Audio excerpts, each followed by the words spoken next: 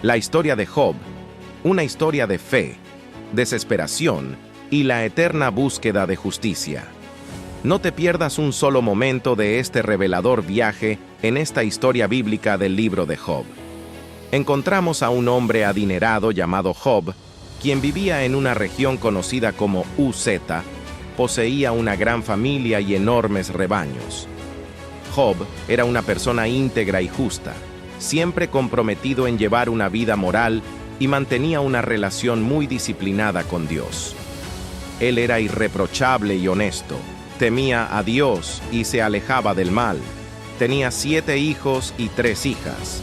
Poseía 7,000 ovejas, 3,000 camellos, 500 yugos de bueyes, 500 asnos y un gran número de sirvientes. Era considerado el más grande entre todos los pueblos del oriente. Los hijos de Job acostumbraban celebrar fiestas en sus casas en sus cumpleaños e invitaban a sus 3 hermanas para comer y beber con ellos. Después de un periodo de celebraciones, Job organizaba un ritual de purificación para ellos muy temprano. En la mañana ofrecía un sacrificio quemado por cada uno, pensando, quizás mis hijos hayan pecado y maldecido a Dios en sus corazones. Esta era la práctica constante de Job, tal como se describe en el primer capítulo, versículos del 1 al 5. Dios destacó las virtudes de Job ante Satanás. Sin embargo, Satanás argumentó que Job era justo solo porque Dios lo favorecía abundantemente. Un día los ángeles vinieron a presentarse ante el Señor, y Satanás también estaba entre ellos.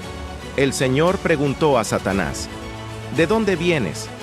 Satanás respondió al Señor, de recorrer la tierra yendo y viniendo por ella. Entonces el Señor le dijo a Satanás, ¿has notado a mi siervo Job? No hay nadie en la tierra como él, un hombre íntegro y correcto, que teme a Dios y evita el mal. ¿Acaso Job teme a Dios sin razón?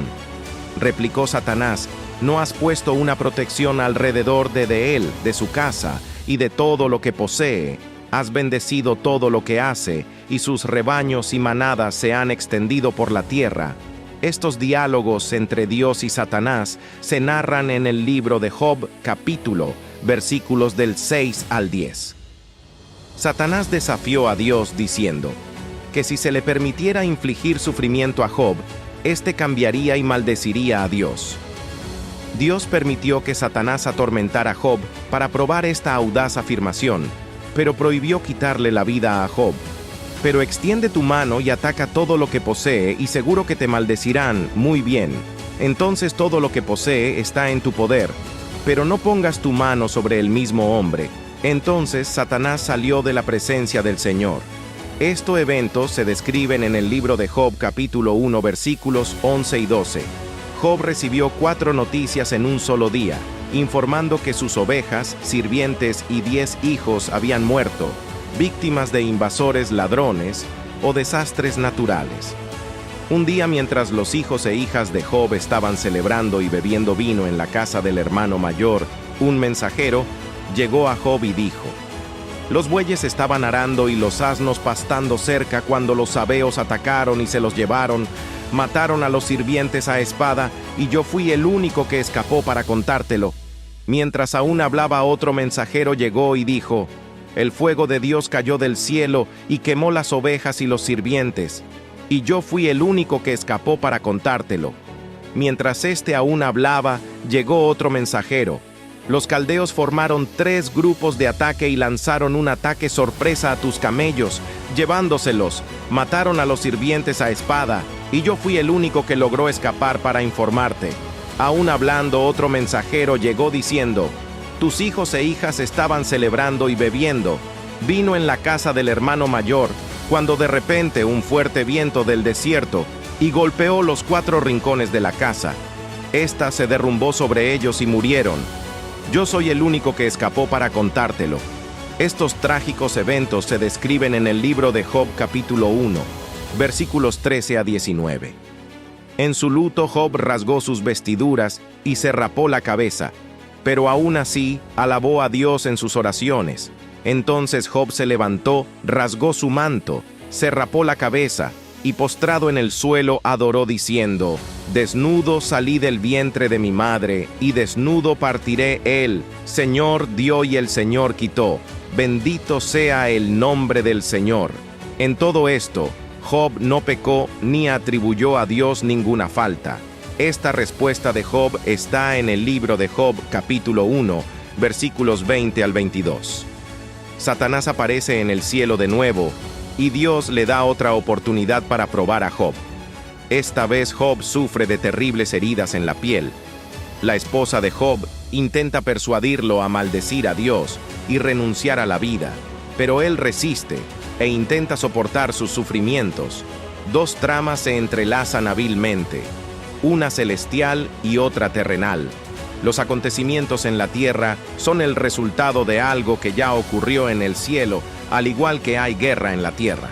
Inmediatamente después de un conflicto en el cielo, como en el libro del Apocalipsis, Elifaz, Bildad y Zofar, tres amigos de Job llegan para consolarlo, sentándose con él en silencio por días, en respeto a su luto.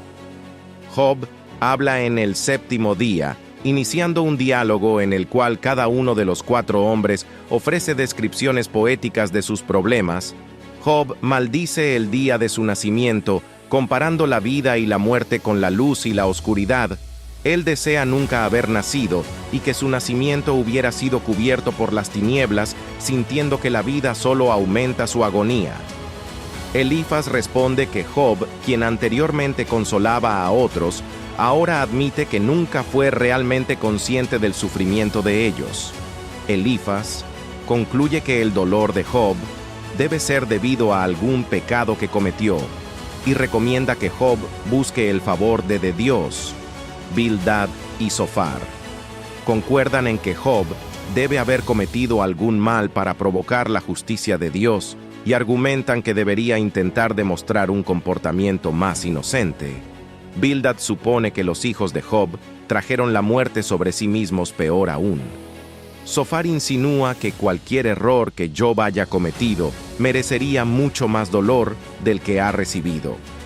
Job llama a sus amigos médicos, inútiles, que enmascaran su ayuda con mentiras, como se describe en el libro de Job capítulo 13, versículos del 1 al 4. Mis oídos han escuchado y entendido lo que ustedes saben. Yo también lo sé. No soy inferior a ustedes, pero yo deseo hablar con el Todopoderoso y discutir mi caso con Dios. Sin embargo, ustedes me difaman con mentiras, son todos médicos inútiles. Job cuestiona por qué Dios juzga a las personas basándose en sus acciones, cuando él podría fácilmente corregir o perdonar esos actos. Job está perplejo sobre cómo un ser humano puede satisfacer completamente la justicia de Dios, dado que los caminos de Dios son misteriosos, y más allá de la comprensión humana. Además, los humanos no pueden convencer a Dios con sus palabras. Dios no se deja engañar, y Job admite que ni siquiera conoce lo suficiente para defender su caso ante Dios. Job anhela por alguien que pueda mediar entre él y Dios para que no sea condenado al Sheol, el inframundo. Job cree que en el cielo hay un testigo o redentor que atestigua su integridad como él. Expresa en el capítulo 19, versículo 25: sé que mi Redentor vive y que al final se levantará sobre la tierra. Y en el capítulo 16, versículo 19: ahora mi testigo está en el cielo, mi abogado está en las alturas. El sufrimiento se vuelve insoportable para Job, y él se torna amargo, ansioso y asustado. Lamenta la injusticia de Dios, al permitir que personas malas prosperen mientras él y muchas otras personas honestas sufren. Job quiere enfrentar a Dios y protestar, pero no puede encontrarlo físicamente. Piensa que la sabiduría está oculta de la humanidad, pero resuelve perseguirla temiendo a Dios y evitando el mal. Eventualmente, Dios interviene en el diálogo divino de la primera ronda. Durante sus discursos, Job pidió a Dios 36 veces que hablara con él. Ahora su deseo es atendido en las dos ocasiones en que Dios habla con Job. Esto sucede en medio de una tormenta.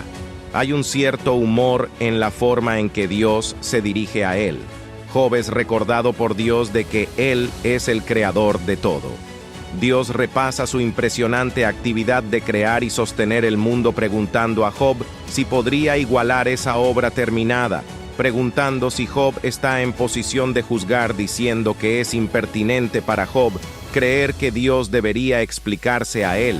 Job es hecho sentirse muy pequeño.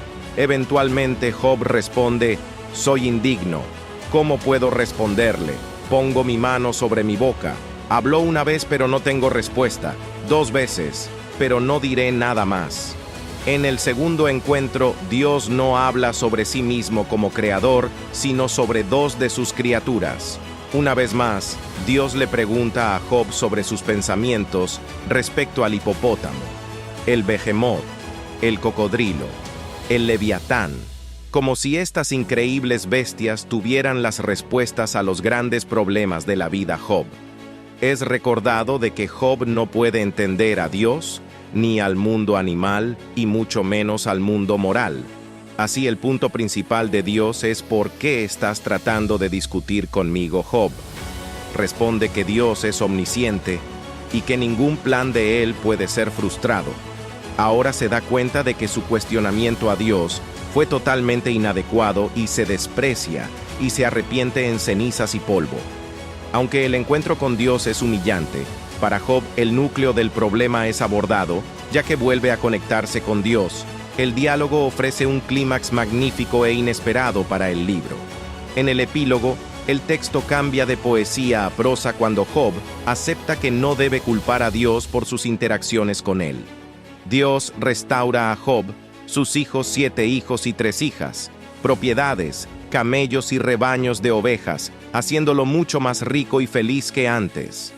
Como siervo de Dios, Job es rehabilitado por otro lado. Los 3 amigos de Job son severamente reprendidos por Dios. No hablaron correctamente sobre Job, indicando que no debemos citar sus discursos como si fueran verdades. Lo notable en las 2 rondas de Dios con Job es que él aún no responde a las indagaciones y no le cuenta sobre su apuesta con Satanás. Job no necesitaba saber lo que estaba sucediendo en el cielo porque Dios tenía sus motivos para permitir que él sufriera. Debemos tener en mente una diferencia aguda entre la comprensión judía, este libro, y la cristiana. El judío de los tiempos del Antiguo Testamento no podía ver los problemas de la vida temporal a la luz de la eternidad. Sentía que la justicia de Dios debería ser vista en esta vida, ya que tanto personas buenas como malas iban al mismo destino, el Sheol, lugar de existencia sombría, donde los espíritus partidos duermen. Los cristianos, por otro lado, tienen un punto de vista completamente diferente sobre el sufrimiento actual. Ven la mayor visión del cielo a la luz de la obra de Cristo. El sufrimiento en este mundo palidece en comparación con la vida que nos espera en el cielo. Por lo tanto, solo hay insinuaciones de vida después de la muerte. A lo largo del libro de Job, en un momento declara que encontrará a Dios después de su muerte. Pero este no es un tema recurrente en el libro y no tiene idea de cómo sucederá. El libro de Job tiene 2 tramas principales: la trama divina y la terrenal. El libro comienza con la trama celestial, la reunión de Dios en el cielo con Satanás. Satanás era un ángel cuya función era informar sobre pecados.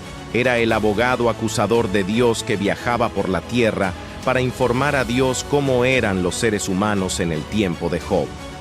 Satanás se había vuelto tan cínico que no creía que alguien pudiera amar a Dios por sí mismo. Creía que las personas solo amaban a Dios por lo que Él podía proporcionarles. Así se desarrolla un debate entre Dios y Satanás, con Satanás argumentando. Exactamente eso, Dios pregunta a Satanás. Si encontró a Job en sus viajes por la tierra. Job me ama. ¿Por qué me ama? No por ninguna bendición que haya recibido, afirma Dios. La respuesta de Satanás es cínica, argumentando que si Dios quitara las bendiciones de Job, él blasfemaría contra Dios, al igual que cualquier otro. Como resultado, ocurre la apuesta divina. La tensión es esencial. En cualquier drama, Job desconoce la apuesta divina. La prueba sería inútil si él lo supiera. Este encuentro nos enseña valiosas verdades sobre Satanás. En primer lugar, sugiere que él no puede estar en dos lugares al mismo tiempo. No posee la omnipresencia de Dios. La trama humana, el debate entre Job y sus compañeros, ocupa la mayor parte del libro porque Job está sufriendo más que otras personas. Es la cuestión central abordada. Existen dos puntos de vista a los amigos. Están seguros de que el sufrimiento de Job se debe a su pecado. Job está convencido de que no ha pecado y protesta su inocencia. El intercambio está lleno de suspenso, ya que el lector sabe que Job tiene razón. La estructura de dos tramas del libro nos recuerda que nadie conoce el cuadro completo cuando se trata de entender por qué las personas sufren. Debe ser muy difícil defenderse cuando se está en tanta miseria. Además de la búsqueda de explicaciones, todos se enfrentan a una pregunta mayor. ¿Puedo seguir creyendo en un Dios bueno cuando todo parece ir mal? El libro de Job ofrece una respuesta a esta pregunta tal cual fue el mayor dolor de Job. Esto aclara la importancia de este tema. Fue una confrontación física.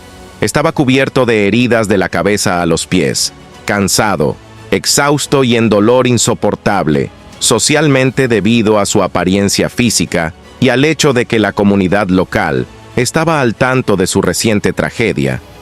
La gente caminaba por el otro lado de la calle en lugar de hablar con él mientras él se sentaba en un montón de cenizas. En el extremo del pueblo hasta los adolescentes se reían de él mentalmente. Enfrentó el dolor mental de no saber por qué estas cosas angustiantes le estaban sucediendo, especialmente porque parecía no haber nada en su pasado que lo indicara. Espiritualmente, su angustia espiritual era mucho peor que cualquier otra, ya que se sentía alejado de Dios. Job clamó implorando a Dios que lo encontrara, hablara con él e incluso discutiera con él. Ese fue su verdadero dolor más insoportable. El sufrimiento es mucho más agonizante si creemos que Dios está lejano y desinteresado. Sin embargo, cuando Job finalmente logró hablar con Dios, las cosas no sucedieron como había planeado. Para los cristianos, el libro de Job puede verse en el contexto del Nuevo Testamento. Dios permitió que Satanás provocara la muerte de Jesús en la cruz con el propio Hijo, preguntando: Dios mío, ¿por qué al igual que con Job, Dios no explicó? ¿Por qué esto sugiere que incluso el Hijo de Dios perdió el contacto con el propósito de su sufrimiento bajo la intensidad del tormento de la crucifixión? El cristiano entiende que la vida continúa más allá de la muerte. Los problemas del sufrimiento no necesitan ser resueltos. En esta vida, es interesante notar que en la versión griega del libro de Job se agregó un versículo adicional, afirmando que el Job resucitará con aquellos a quienes el Señor resucite. Esta esperanza de resurrección nos recuerda que habrá una reivindicación final de Job. Los cristianos creen que Jesús regresará para juzgar a los vivos y a los muertos. Al final de los tiempos, algún día habrá una escena de tribunal donde Jesús se sentará como juez, y todas las personas malas y piadosas que han vivido estarán ante su trono para ser juzgadas de acuerdo con sus acciones en el cuerpo. Por lo tanto, todo lo que Job anhelaba está a punto de hacerse realidad. La justicia de Dios será aplicada a toda la raza humana en una reivindicación pública de justicia.